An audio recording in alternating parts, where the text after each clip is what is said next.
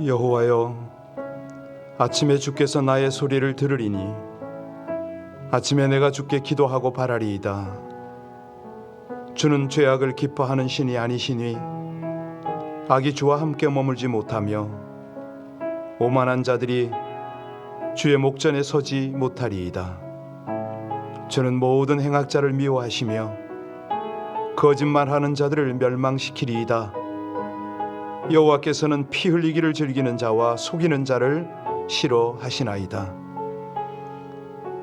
오늘도 주의 사랑에 힘입어 우리 하나님을 경외하고 하나님을 향하여 예배할 수 있는 은혜를 주시는 하나님을 감사합니다.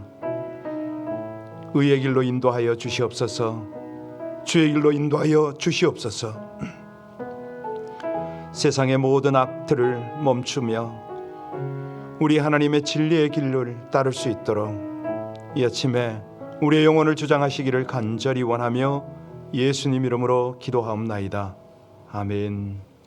지금 이 시기적으로는 많은 교회들이 이제 송구영신 예배를 전후해서 특별 새벽 기도를 많이 합니다. 그래서 한 해를 기도로 마무리하고 새해를 기도로 준비하자. 그래서 다들 특세를 많이 하고 또 선교단체 같은 데서는 이제 3일씩 금식 기도도 하고 그러고 있지 않습니까? 우리가 이 한 해를 마무리하고 새해를 준비할 때 정말 이렇게 깨어서 하나님 보시고 또 우리 많은 지체들이 볼 때 정말 경건의 생활을 위해서 힘쓴다. 진리의 길을 따르기 위해서 하나님의 음성을 따르기 위해서 애쓴다. 이런 모습들이 있었으면 참 좋겠습니다. 특세를 온라인으로 준비하는 많은 교회들이 있고요. 또 우리 성도님들이 많이 있습니다. 우리 함께 기도할 때에 하나님 환경과 모든 조건을 초월해서 주님 앞에서 정말 깨어서 기도하는 많은 깨어있는 심령들을 허락해달라고. 감사한 것이 우리 온라인 예배에 많은 분들이 와 계신데요. 그런 것들이 너무너무 감사해서 우린 특별 새벽 기도다 이름 붙이지 않았습니다. 그럼에도 불구하고 우리가 하나가 되어서 서로를 격려하고 위에서 중보하며 우리가 함께 다 같이 나갔으면 참 좋겠습니다. 우리 합심으로 깨어서 새벽 기도할 수 있도록 기도로 새해를 맞이할 수 있도록 우리 합심으로 함께 간절히 기도 올리겠습니다. 하나님, 늘 치르는 연례 행사 같지만 다시 한번 하나님 앞에서 기도로 한 해를 마무리하고 새해를 준비하는 우리들 가운데 참 기도의 영을 부으시는 하나님을 감사를 드립니다. 여러 교회가 특별 새벽 기도를 시작하고 있고 또 하나님의 많은 성도들이 우리 주님 앞에서 기도로 한 해를 마무리하고 새해를 준비하기를 원하는 그런 상황들을 주께서 아십니다. 환경을 주장하여 주옵소서. 무엇보다도 심령과 영혼을 주장하여 주셔서 우리 여러 성도들이 정말 어떤 환경 어떤 조건 속에서도 주님을 의지해서 아버지 하나님의 인도를 받으며 기도에 힘쓰는 귀한 당신의 영혼들이 될 수 있도록 주장하여 주시기를 간절히 원합니다.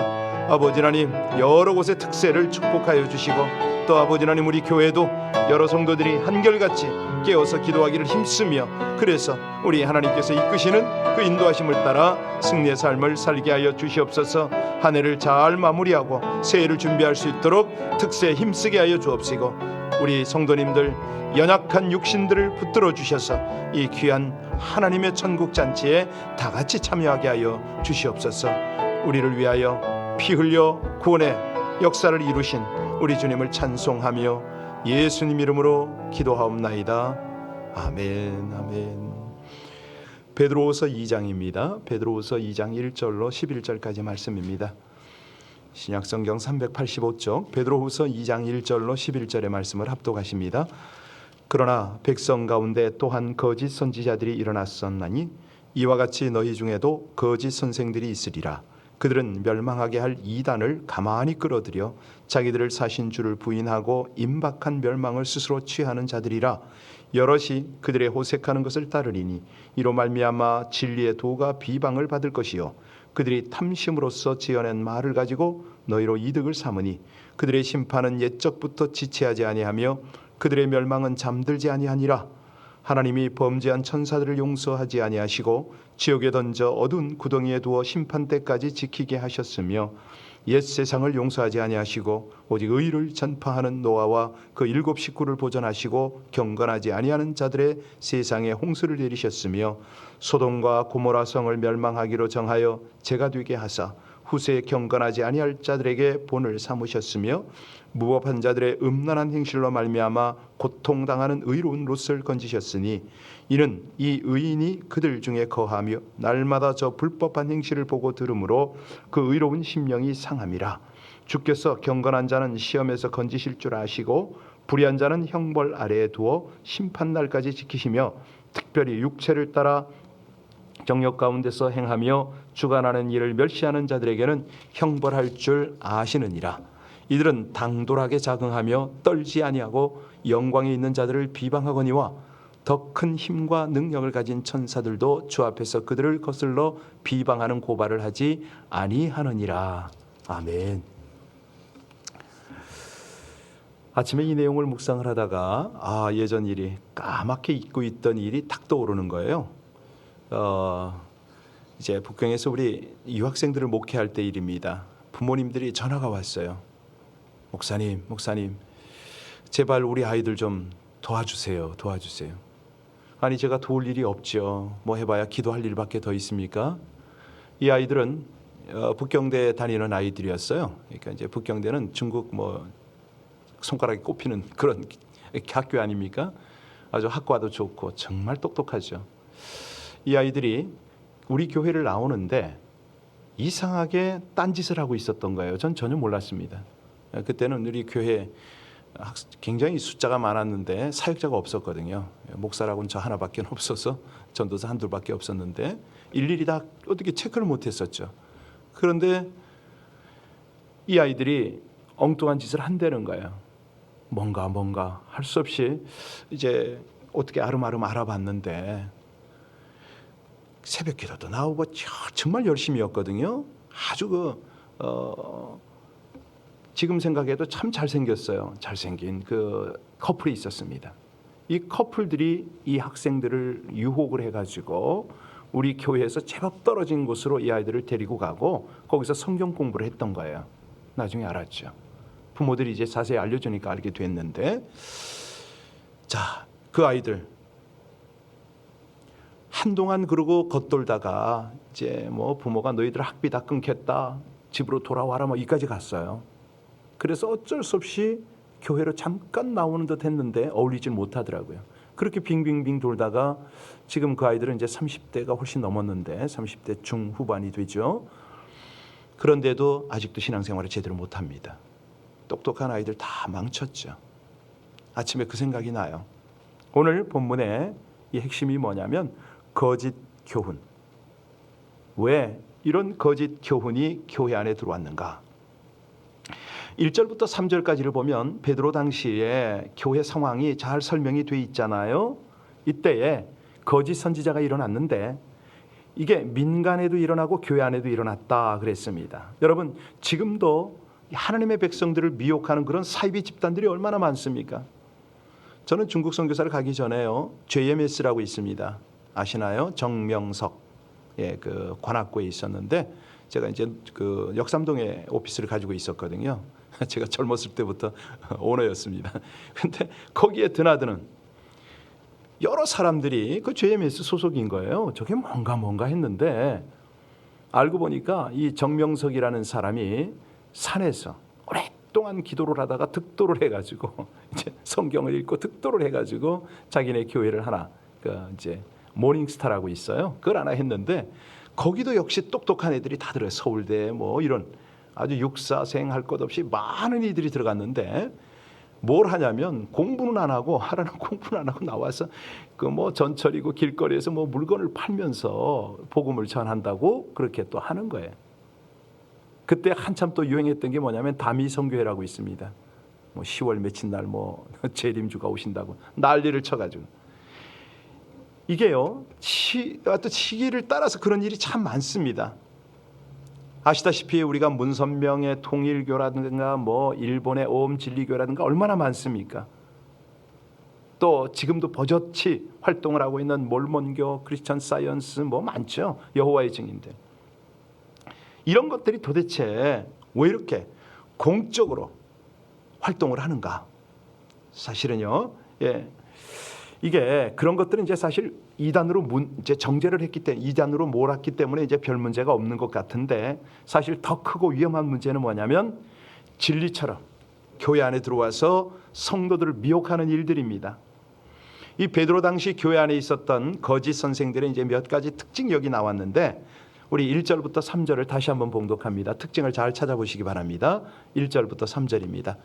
그러나 백성 가운데 또한 거짓 선지자들이 일어났었나니 이와 같이 너희 중에도 거짓 선생들이 있으리라. 그들은 멸망하게 할 이단을 가만히 끌어들여 자기들을 사신 줄을 부인하고 임박한 멸망을 스스로 취하는 자들이라. 여럿이 그들의 호색하는 것을 따르리니 이로 말미암아 진리의 도가 비방을 받을 것이요 그들이 탐심으로써 지어낸 말을 가지고 너희로 이득을 삼으리니 그들의 심판은 옛적부터 지체하지 아니하며 그들의 멸망은 잠들지 아니하느니라. 여기서 보면은 그 2절 다시 한번 돌아가 보세요. 거기 보시면은 이제 하나님께서 쭉 말씀을 하실 때 특징이 나오잖아요. 그런데 그 특징 중에서 첫 번째 특징이 뭐냐면 1절 후반부에 보면은 주를 부인한다. 어떻게 부인하느냐? 핏값으로 자신을 내어주고 사신 주님을 부인했다. 나를 구속하신 구원하신 그 주님을 부인했다. 사실 이게 조금 어렵게 느껴질 수가 있는데 이것은 뭐냐면 구속받은 신자들이 어떻게 이단이 될 수가 있느냐? 아니 예수께서 피 흘려서 값주고 산 신자가 이렇게 타락할 수 있느냐? 도대체 이들은 누구냐? 이런 말을 할 수가 있잖아요. 그런데 이들은요 교회 안에 들어와서 신자들이 믿는 교리를 배우고 알고 있는 사람인데 그들이 믿지 못해서 다시 교회 바깥으로 나가는지 그런 케이스를 말합니다. 제가 이걸 봤어요. 진짜로. 그 아까 젊은 부부를 잠깐 말씀드렸는데 이 젊은 부부 참 잘생기고 똑똑해요. 근데 얘 아주 봉사도 너무너무 잘해. 근데 이 친구가 소그룹을 운영을 하면서 이 애들을 데리고서 이제 함께 나간 거죠.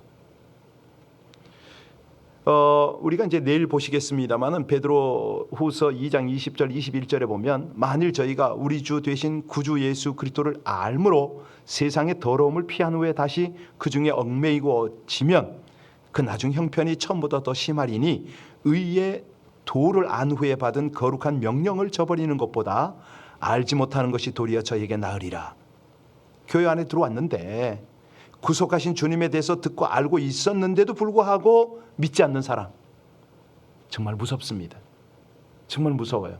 아니 뻔하게 보면은 뭐 은혜도 받는 것 같고 예배도 잘 드리는 것 같은데 안 믿어요. 그러고서 다른 애들까지 데리고 가서 다 지옥으로 끌어들이는 거죠. 그러니까 그 부모들이 너무너무 다급하니까 아마 얘들이 뭐 이제 자기들이 깨달은 걸 가지고 부모하고 전화 통화를 하고 그랬나 봐요. 그러니까 부모가 들을 때 말도 안 되는 소리를 자꾸 하니까 목사님 큰일 났습니다 하고 저에게 연락이 온 거거든요. 여러분 교회 안에 있는 거짓 선생들의 특징이 뭔지 아세요? 처음에는 예수 잘 믿는 것처럼 보여요. 그런데 결론이 뭐냐면 예수를 부인합니다. 심지어는 교회 간판 걸고 교회처럼 동일하게 예배 드리고 예수 이름 부르고 찬송 기도 다 하는데 성경이 달라요.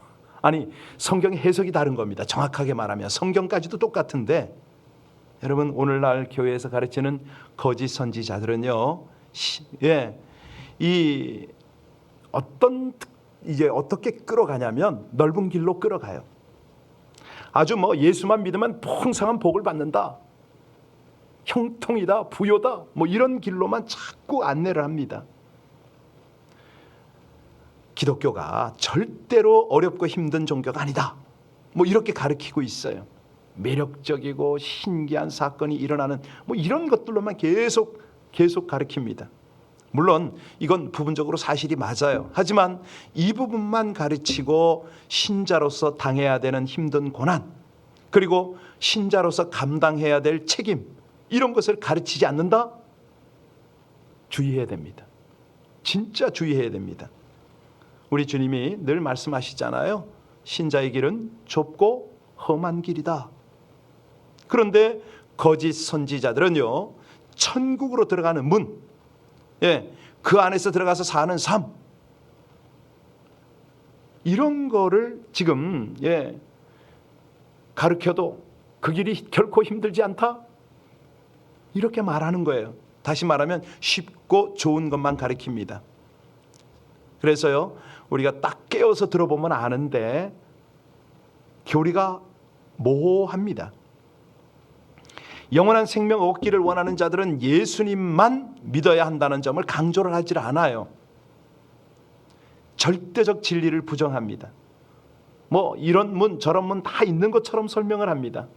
그러다 보니까 다른 종교도 두리뭉실 넘어가죠. 거기도 구원이 있는 것처럼.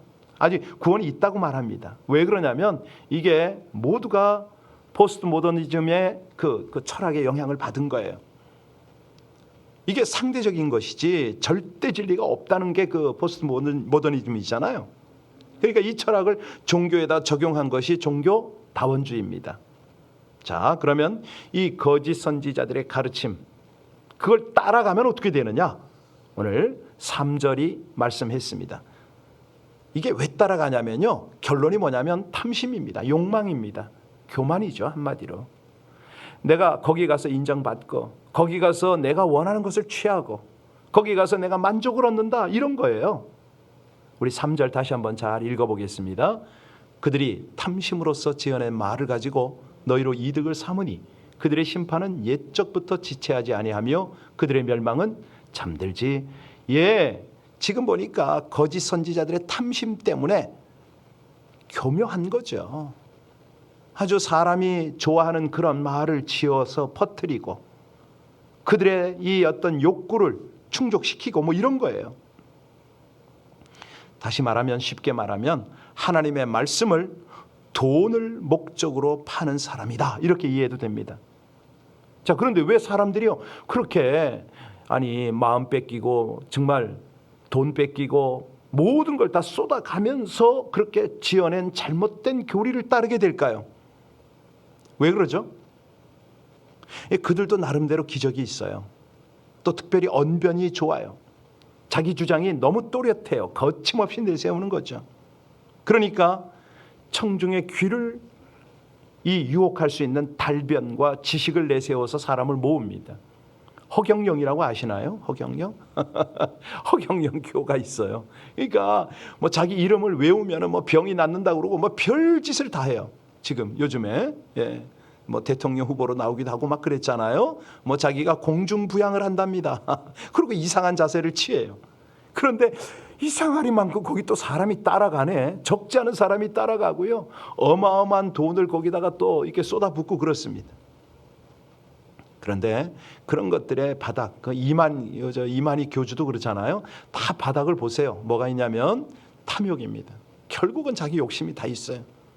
특별히 남자들의 경우는 호색이 있죠. 그 내용이 바로 2장 2절 아닙니까?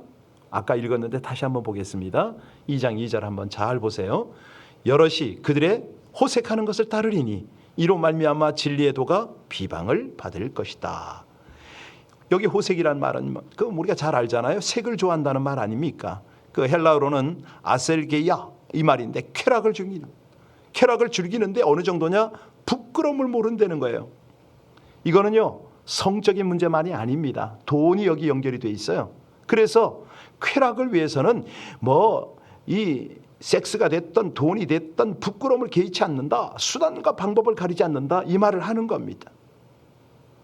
자, 이러한 거짓 선지자들의 길을 따라가면 어떻게 되느냐? 10절 한번 볼까요? 우리 10절 말씀 봅니다. 상반절을 주목해서 보겠습니다. 자, 10절 같이 읽겠습니다. 예. 특별히 육체를 따라 더러운 정욕 가운데서 행하며 주관하는 일을 멸시하는 자들에게는 형벌할 줄 아시느니라. 이들은 당돌하고 자긍하며 떨지 않고 영광 있는 자들을 비방하거니와. 정말 그러니까 육체를 따라간다고 그랬잖아요. 애착을 가지고 이제 이 간절할 정도예요. 육체를 따라 더러운 정욕 가운데 행하는 사람이라고 그랬는데 이 죄인은요 악한 본성이 있습니다. 자꾸 더러운 그 욕심을 따라가려고 그래요. 그래서 육신에 따라 사는 사람, 더러운 정욕이라는 게 뭐냐면 감각의 지배가 되는 겁니다.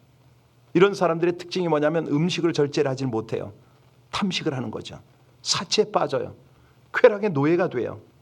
그러니까 도덕적인 면에서는 신앙생활을 한다고 하면서도 느슨해지는 거죠. 욕정적이고, 그냥 재산을 사용하는데 이기적이고, 영적 문제에는 무관심하고, 세상적 물질적 욕심을 충족시키는 일에는 아주 열심을 내고, 이제 이런 거. 그래서요, 사실 오늘 본문의 핵심이 뭐냐면, 너희가 진리의 길을 따르느냐, 경건을 힘쓰느냐, 이거거든요. 이렇게 주님께서 계속 강조하시는 것은 예수 믿는 사람들이, 교회 생활을 하는 사람들이 거짓 선지를 왜 따라가느냐 이거예요. 경건이 안 되니까, 진리를 추구하지 않으니까 그게 아니냐. 자, 그래서 우리 경건 생활을 해야 하는 이유가, 자, 4절부터 8절까지입니다. 우리 같이 4절부터 8절을 다시 한번 봉독합니다. 하나님이 범죄한 천사들을 용서하지 아니하시고 지옥에 던져 어두운 구덩이에 두어 심판 때까지 지키게 하셨으며, 옛 세상을 용서하지 아니하시고 오직 의를 전파하는 노아와 그 7 식구를 보존하시고 경건하지 아니하는 자들의 세상에 홍수를 내리셨으며, 소돔과 고모라 성을 멸망하기로 정하여 죄가 되게 하사 후세에 경건하지 아니하는 자들에게 본을 삼으셨으며, 무법한 자들의 음란한 행실로 말미암아 고통당하는 의로운 롯을 건지셨으니, 이는 이 의인이 그들 중에 거하여 날마다 저를 불법한 행실을 보고 들으므로 그 의로운 심령이 상함이라. 여기서 이제 확실하게 3가지 중요한 사건을 설명했죠. 첫째는 뭡니까? 천사건입니다. 하나님께서 범죄한 천사를 용서치 아니하시고 지옥에 던졌다. 이게 이제 사실 아닙니까? 두 번째는요, 노아와 그 7 식구를 보존하신 거예요. 세상의 홍수를 내리셔서 다 쓸어버렸지만 그들만 살린 거죠. 세 번째는요, 소돔과 고모라 성이 죄가 되었는데 여기에서 롯이 건짐을 받았다. 그러니까 우리 하나님께서요, 이 범죄한 천사를 지옥에 던져버립니다. 주님의 재림 때까지 가두어요. 노아 시대 사람들이 하나님을 다 떠나버렸습니다.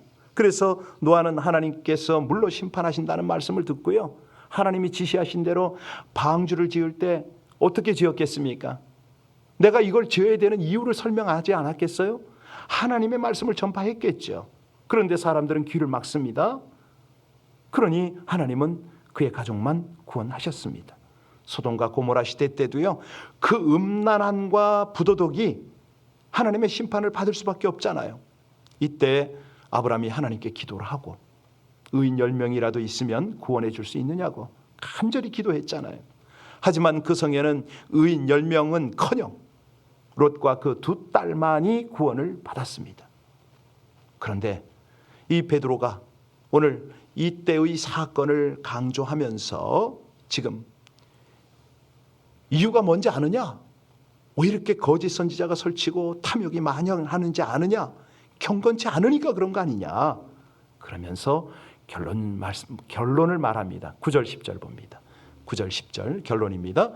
주께서 경건한 자는 시험에서 건지실 줄 아시고 불의한 자는 형벌 아래에 두어 심판날까지 지키시며, 특별히 육체를 따라 더러운 정욕 가운데서 행하며 주관하는 이인을 멸시하는 자에게는 형벌할 줄 아시느니라.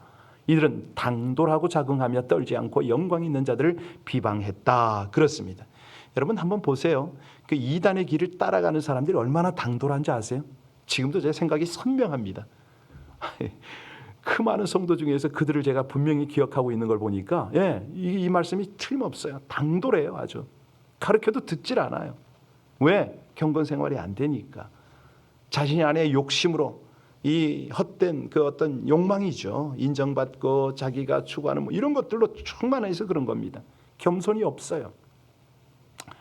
결국은 그들은 시험에서 떨어지고 그냥 멸망을 받는 거죠.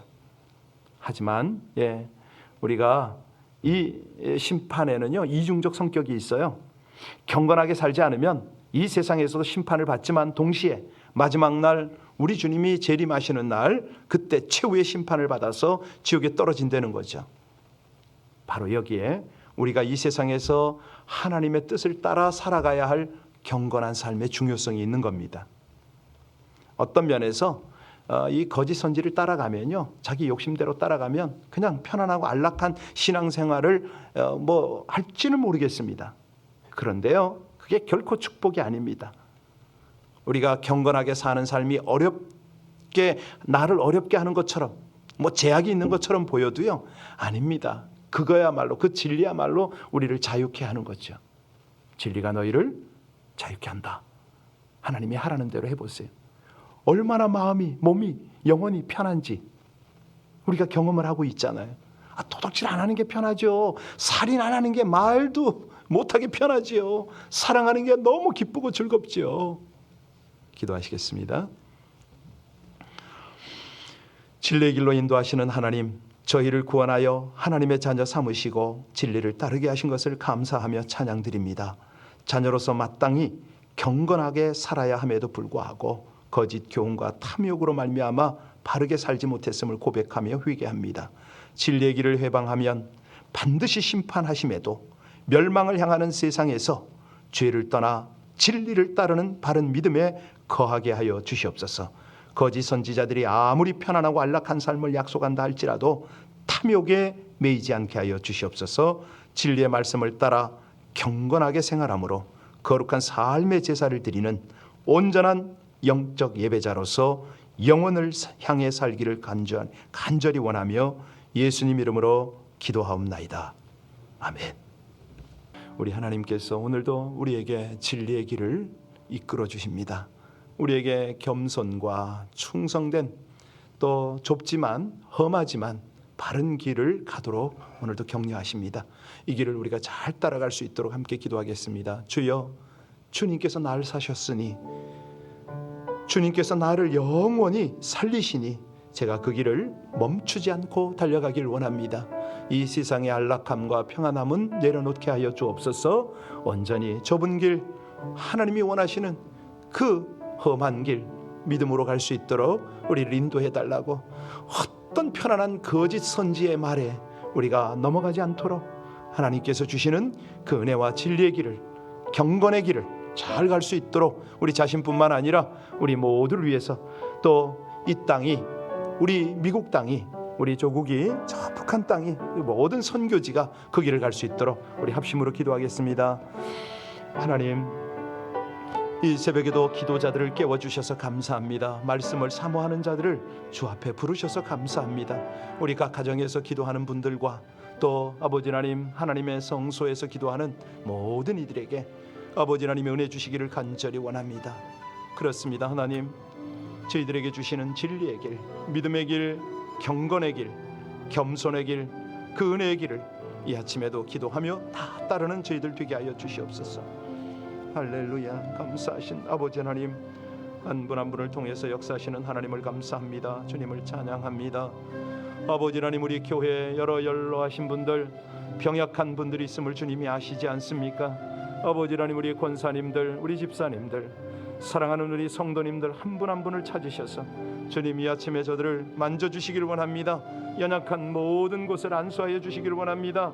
하나님, 폐며 또 머리며 허리며 다리, 모든 연약한 우리 한 분 한 분을 주님 만지시길 간절히 원합니다.